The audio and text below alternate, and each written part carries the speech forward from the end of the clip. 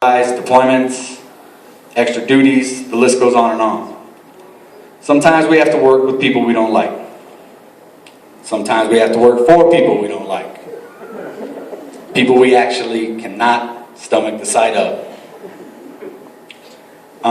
But those are just the situations where you have to put service before self and be reminded that this is just a job. Especially for those of us in dental. It really is just a job. We got banker's hours and there's nobody shooting at us. And my reality is this: I was just a dental lab tech. Honestly, the strictest guideline that I may have come across on a daily basis was whether or not I left the hard night guard in the dispatch long enough before I sent it out. Finally, excellence in all we do. I think I tried. I want to say excellence was always the standard, but I've got about 10 years worth of PT scores in the 75 percentile that would point to the contrary. But I finished with back-to-back excellence, so I'm good. Honestly, I've got zero regrets. I know I did a good job, but more importantly, I understand that my 20 years I've been rated. I know that 20 years worth of EPRs are simply just pieces of paper.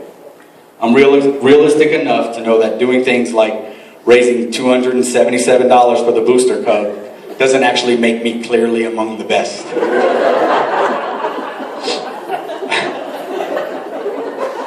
All I'm saying is that if you do your best, it's always going to be good enough.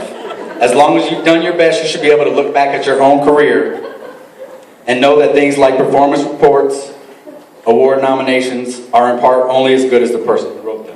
They don't define you or your career. And in the end, the next chapter of your life isn't going to be delayed for 1 second because some prospective employer can't decide between your resume and Master Sergeant so-and-so's resume based on the fact that he volunteered a few more hours at the Airman's Attic than you did. I hope that people will remember me for whatever reason suits them. I know I've made a difference. I think if I had a goal in the beginning of all this, it would have been to make sure that the relationships in my life, both on and off duty, remain my top priority. I think I achieved that goal. I'm humbled and honored to have served in the greatest Air Force in the world. I'm blessed to have served alongside the best civilian co-workers and the most amazing people to ever wear the uniform. It's been said, you are the people you surround yourself with. So I wish I would have surrounded myself with more millionaire ninjas. Honestly, if the saying is true, I'm the greatest man alive. Thanks.